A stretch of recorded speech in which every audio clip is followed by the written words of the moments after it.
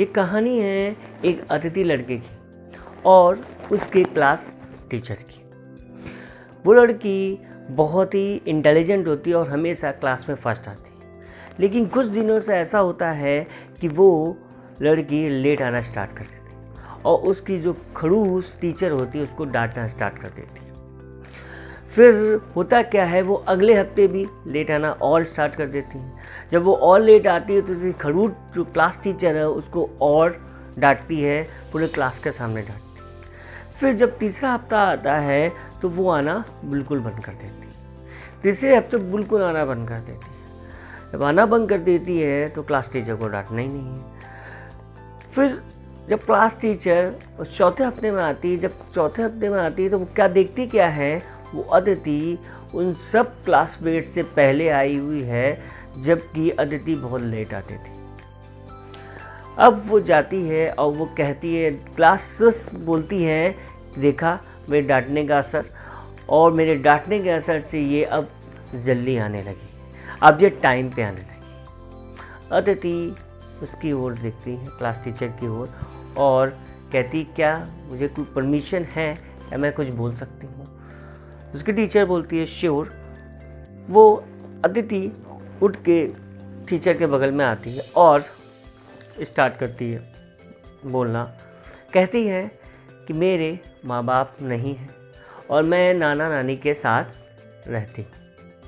मेरी नानी की तबीयत थोड़ी ख़राब थी तो मैं पूरा खाना बना के आती थी और देर हो जाती थी। फिर मेरी नानी हॉस्पिटलाइज्ड हो गई और हॉस्पिटलाइज होने के कारण मुझे खाना भी बनाना पड़ता था और मुझे हॉस्पिटल भी जाना पड़ता था। फिर उसके बाद तीसरे हफ्ते में मेरी नानी की डेथ हो गई। अब मैम मुझे कभी लेट नहीं होगा और मैं अब टाइम पे स्कूल आऊँगी। अब कभी भी आपको शिकायत का मौका नहीं मिलेगा। ये सब सुनते ही जो क्लासमेट्स होते हैं उसके और उसके जो टीचर होती हैं बहुत शर्मिंदा होती। उन्होंने ये समझ आ रहा था उन्हें कि मैंने उनको उससे अदिति से बिना बात जाने हमने उसको क्यों पनिशमेंट दी, बिना बात जाने हमने क्यों पनिशमेंट दी। उनको ये एहसास हो रहा था इन चीज़ों का। हम लोग भी ऐसे ही हैं, इस संसार में भी ऐसे ही लोग हैं। हम लोग प्री जज कर लेते हैं, पहले ही लोगों को जज कर लेते हैं, उसके बाद हम लोग कुछ सोचते नहीं हैं, उसके बारे में कुछ बोलते हैं। हम लोग करते नहीं हैं क्या? जो स्कूटर एक अंकल जी लेके जा रहे होते हैं और पुराना स्कूटर, तो हम बोलते हैं, अंकल जी स्कूटर क्यों नहीं ले लेते? हो सकता है कि अंकल जी के पास पैसे ना हो सकता है ऐसी दिक्कतें हों कि जो स्कूटर बदलने से पहले उनको कुछ और चीज़ें ऐसी करनी जो इम्पोर्टेंट हो। एक मोटे इंसान को हम देखते हैं और बोलते हैं उससे कि यार तू तो मोटा होता जा रहा, पतला क्यों नहीं होता है, कुछ करा कर। लेकिन हो सकता है कि वो मोटे को पतला होने की वो कोशिश करता हो, लेकिन वो हो नहीं पा रहा। वो भरपूर कोशिश करता हो, बहुत चीज़ें करता हो, लेकिन वो पतला नहीं हो पा। आपने जो बोला है बिना सोचे समझे, आपको लगता है कि वो दुखी नहीं होगा। आप जो भी चीज़ें बोलते हो वो इंसान दुखी ज़रूर होता है, उसका दिल ज़रूर दुखता है। तो आपको ये जानना पड़ेगा, पहले हमें बोलने से पहले अपनी चीज़ों को वेरीफाइड करना पड़ेगा कि हम क्या बोल रहे हैं सामने वाला को। क्या हम सही बोल रहे हैं? क्या हम प्री जज तो नहीं कर रहे हैं कि हम पहले ही उस पर कमेंट कर दें, उसके बाद हमें ये एहसास हो कि हमने एक साइड कुछ गलत किया हो। आपकी ज़िंदगी में भी ऐसी कई बार हुआ होगा कि आपने बोल तो दिया, उसके बाद आपको एहसास हुआ हो कि कहीं ना कहीं हमने इसको गलती कर दी, हमने गलत बोल दिया इसके। अगर आपको ऐसा लगता है तो कमेंट बॉक्स में ज़रूर करके मुझे बताइए।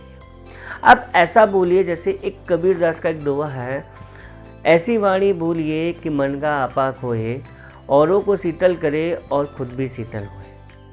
तो ऐसी वाणी बोलिए कि सामने वाला आपसे इम्प्रेस्ड हो, सामने वाला आपकी बातों से दुखी ना हो। ऐसे लोगों को आप बोलिए। अगर आप लोगों को दुखी करते हैं तो वो कहते हैं, एक चीज़ होती है लॉ ऑफ एट्रैक्शन, वो आप अगर पढ़ोगे तो आपको समझ में आएगा कि जो चीज़ें आप दूसरों को देते हो वो चीज़ लौट के आपके पास भी आती है। तो आगे से ध्यान रखिए, नेवर बी प्रीजज। आप पहले से लोगों को जज मत करिए। अगर आपको बोलना है तो पहले उनको देखिए कि उनकी क्या कंडीशंस हैं।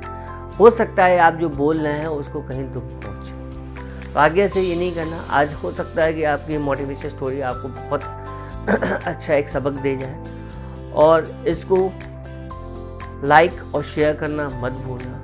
और अगर आप नए हों तो नोटिफिकेशन बेल पर क्लिक करना मत भूलिएगा, ताकि आपको ऐसे मोटिवेशन स्टोरीज आपको हमेशा मिलते रहें। बाय।